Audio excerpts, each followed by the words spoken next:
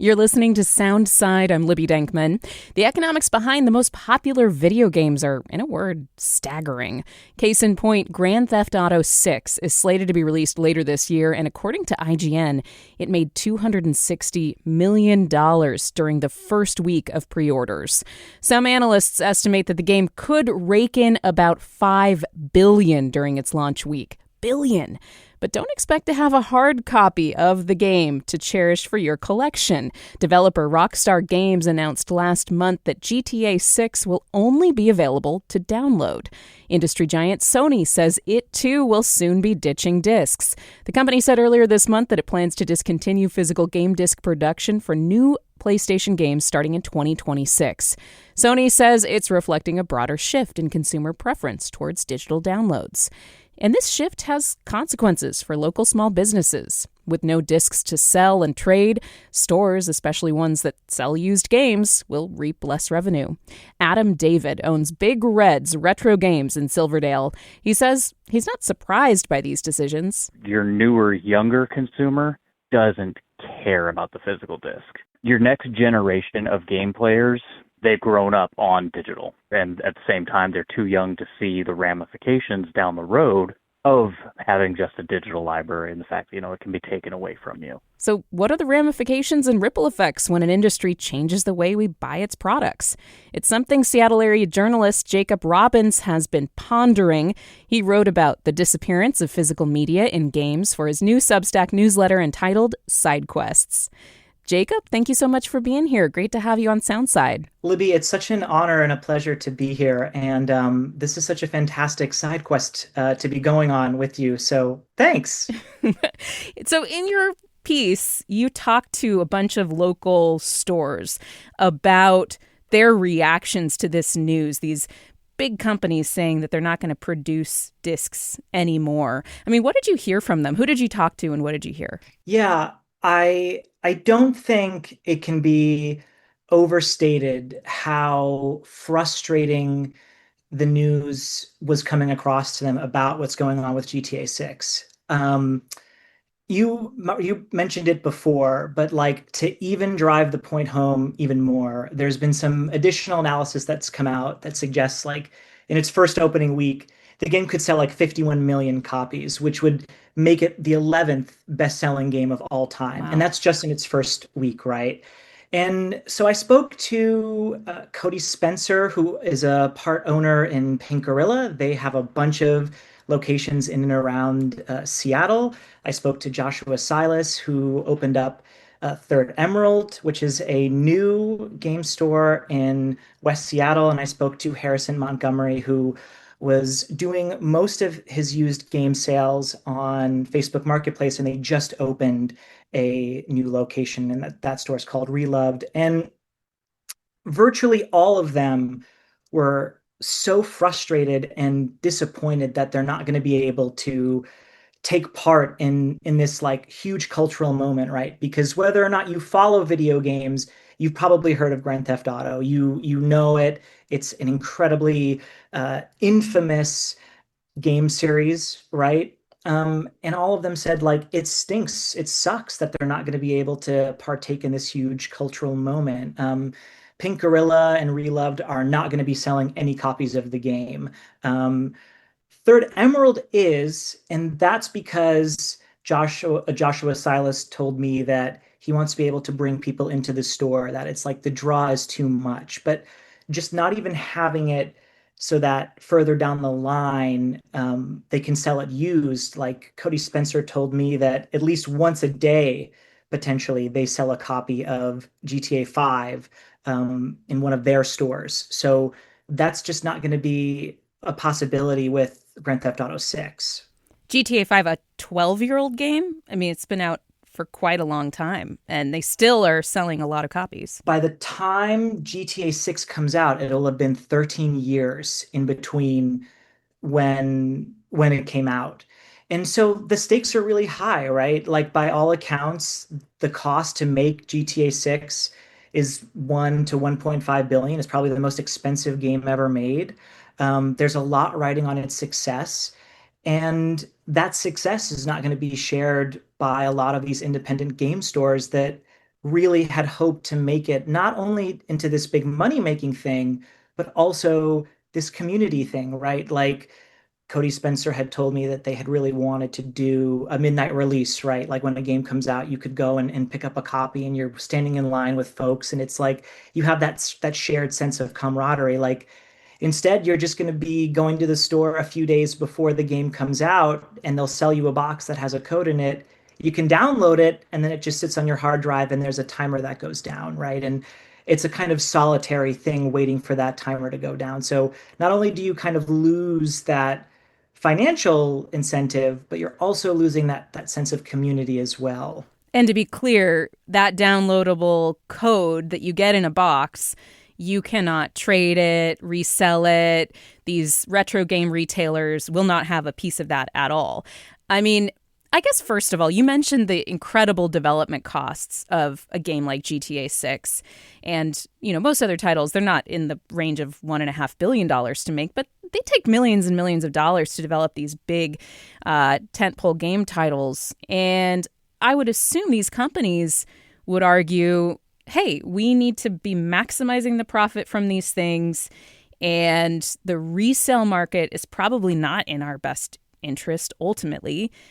And if your consumers are choosing to buy physical copies anyway, why not move away, right? I mean, how do these arguments land with you and with the folks you talk to for your story? Yeah, I would also say there's one other element that I think does make sense in this case, which is not having a physical disc floating around before the game comes out. There's no risk of it leaking before and people posting like any kind of images or gameplay. Like when Grand Theft Auto 5 came out, people probably don't remember because it was so long ago, but that did happen. And I, as somebody who really wanted to play it, like salivated over anything that you could find in advance, like even like screenshots of like what the options menu was, as silly as that sounds, right? But like that game did leak. And so having it digital, you don't have to worry about that. You have a greater control. I would say the folks that I spoke to, at least when it comes to GTA 6, they understood the need to keep it really close to the chest, that this is like a special thing for Rockstar and they don't want to have it be revealed too soon. What the confusion and frustration, I think, on their part stems from is that there's no plans to release it physically months or even like maybe even like further, way further down the line. Like you could imagine them have giving the option of saying like if you want to buy it physically, you can buy it like months down the line. They have said nothing about that. That could change, right? But it seems like right now there are no plans. And after what Sony announced that they're going to end disc production for all new games in 2028, there's less of an incentive, I think, for them now to go and say, we'll do something special there. And so it's a lot of frustration that they're not going to be able to take part in this. We talked to our text club, the Soundside Text Club, about this issue of physical media in games going away and kind of the wider issue of there being fewer opportunities to, purchase movies and music and all sorts of media on a physical copy of it. And I want to bring up some of the concerns that folks raised. And I'm going to have some of my producers on Soundside read this feedback. This one comes from Elle in Duval. Sony states within their agreement for their shop that they don't sell you the game. You pay for a license to play the game, one that can be revoked. This doesn't bode well for game ownership. Many folks I know, including myself, aren't planning on buying anything Sony in the future unless they reverse this decision. So that was Elle kind of bringing up this fear about ownership over the digital rights management DRM agreement that you buy into when you get a digital download of a game. What do you make of what Elle brought up? There has been a very vocal group of people who have been saying this very thing, that like what happens to the things that I actually own that I accumulate online, right? Like, does it just go away? Like one of the things that kept coming up when with my discussions with a lot of these retailers was a lot of the games that are really expensive that to buy physically are games that have licensed music, right? Like a lot of these driving games or sports games that had licensed soundtracks, right? And so if a contract expires, then does that just mean that that digital version of that game that you own, you can't access it anymore? There's like several different also uh, sort of instances of this happening, right? Where a license expires and then something gets pulled, so you can't access it anymore. Um, Anecdotally, there was a Game of Thrones like episodic game that came out many years ago that I really wanted to play because I was a latecomer, and you couldn't play it you couldn't download it anymore, so I had to get the disc version of But it. the disc version existed. Like you were able to find that. Yeah.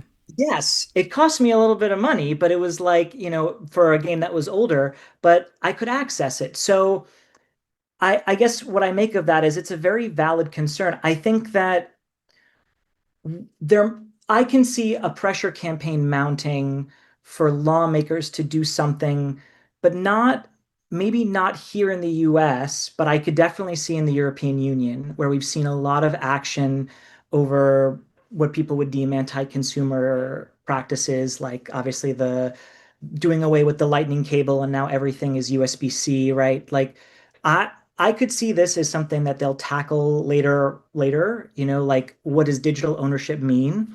But as it stands right now, like it's a vocal group of people, but breaking down the numbers, it's not a majority of folks. It's unfortunate that a majority of folks are not sharing the same concern. They're not as tuned in. And to them, it's just like, oh yeah, a new Grand Theft Auto game's coming out. Yeah, I'll download that as long as I have enough space on my hard drive. Yeah. Christy from Des Moines said, I'm in favor of both physical and digital media, but physical media preserves true ownership. When I buy a disc, I can lend it, resell it, trade it, or keep using it regardless of licensing changes. The secondary market is important for consumers and for local used game stores. If Sony and publishers move away from physical releases entirely, it feels less like consumer choice and more like a cash grab that reduces ownership and eliminates the used market. I mean, a pretty universal distaste for this among our listeners, at least. I wonder, I've seen some backlash about this online. Do you get a sense that these companies are going to be affected at all by at least some of the grumbling that has been coming out after their announcements? 13, 14 years ago, Microsoft, when they unveiled their new Xbox console, tried to put all these kind of controls on the ability to like resell games, and you'd have to have your console connected to the internet. And there was a huge backlash that forced them to totally scrap all those plans, but it really killed a lot of goodwill. And you can argue that it really was the start of the end as like Xbox as a major force in gaming. Um, I would say what's different now is that there's just so much more concentration on Sony and Nintendo that with Xbox kind of like being a diminished force, there's not so much an incentive because also Nintendo kind of does its own thing, like Nintendo is not on the same level as Sony in terms of like the experiences that both offer, right? Like Mario is not the same as like The Last of Us, right? I think we would all very much agree with that. And so like I think the difference here is that there's not so much like a credible alternative. Like for like 13, 14 years ago, Sony really capitalized on all of the Xbox Microsoft confusion, and there was that famous video of like the two Sony guys saying like this is how you share games on PlayStation. They just passed the gaming box, like the box, to each other. You know, Mm. now you don't really have that because there's not this like alternative force. I want to mention though one thing that I think is really important. Like we've talked a lot about like ownership and having this thing that's your own. I I think something that's kind of getting lost that I really want to make sure I can get across, that I tried to get across in my reporting, is like not only do you not have that physical component anymore, but like Seattle is a gaming city. Like, make no mistake about it. Like, across the street from each other in Redmond is like Nintendo of America HQ and Microsoft HQ or Xboxes. And then, like, 10 minutes away in Bellevue is Valve, right, which is like the largest PC gaming distribution platform. We host PAX, right, one of the largest video game conventions in the world, right? Like Bungie, the creators of Halo, Destiny, headquartered here, Sucker Punch, creators of the Ghost series, like they're headquartered here. Like, Seattle is a gaming city. And like, if you also just look at the math, like I did some back of the envelope sort of math here, like we have such a large concentration of game stores. We have like, I think, like by my rough estimate, like 28 game stores, which doesn't sound like a lot, but if you look at other metro areas that are comparable to us, we have like double what Portland has. We have double what Austin has, right? And that creates like a sense of like culture and identity, right? Like, we're a proud gaming city, we're a proud gaming space. And like, a lot of these game stores are not just about like places you can go and like browse and see relics of the past, right? It's like places where there's sense of community, where you find a sense of community, right? Where like you bump into somebody and they're holding a game that you played like when you were growing up and they also played that, and then you form a bond, right? Or they'll have gaming nights, right? Like, used games, all this discussion about the ownership over it and everything like that. Yes, that's really important. But I think the big thing with that we're sort of missing in this conversation is that these spaces are also places that are like for the community in a way. And if those start to go away, that has all kinds of detrimental effects. Like, I don't want to see them going away. Like, I want to keep going to these game stores and like browsing and seeing all the weird sort of like strange things that like I played as a kid, you know? But that is something that is a real possibility here, right? Like, it goes beyond just GTA 6. It's the Sony stuff and then what Nintendo could possibly do, because like a lot of these used game stores rely on like or rely a lot on Nintendo. Like, they bring in a lot of people. They sell a lot of Nintendo stuff and like, Yeah, do we know whether Nintendo in this whole conversation, Jacob? I mean, that is a huge question. As you say, Nintendo is very popular in the resale market. yeah. So like, if you just look at some of the statistics, right? Like, Sony revealed in like its latest filings that like I think some like 80% of games that are being sold digitally, right? But that number is also like, it's a little confusing because that includes all of the games that are on sale digitally, that some games that are on sale digitally don't ever go on sale physically, right? So like, Nintendo's kind of like the mirror image. Like, a lot of their fan base will go and purchase the games physically, right? Like, it's it's just that sort of like collector spirit of like, I gotta have it, right? And so Nintendo has sort of stayed really quiet on this. They've posted some like funny memes online, just like, of one of like Mario as like a elephant, and they said we have to talk about the elephant in the room on the same day that Sony made this announcement. I don't think that that's a coincidence, but maybe folks who are listening who work for Nintendo would disagree. I don't know.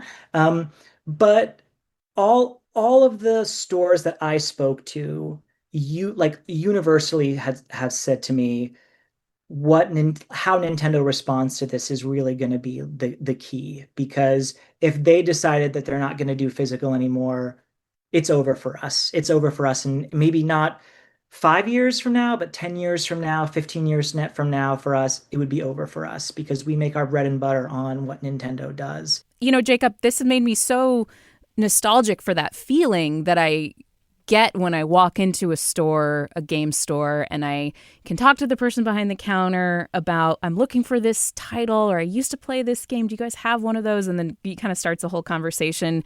And I also love them as third places.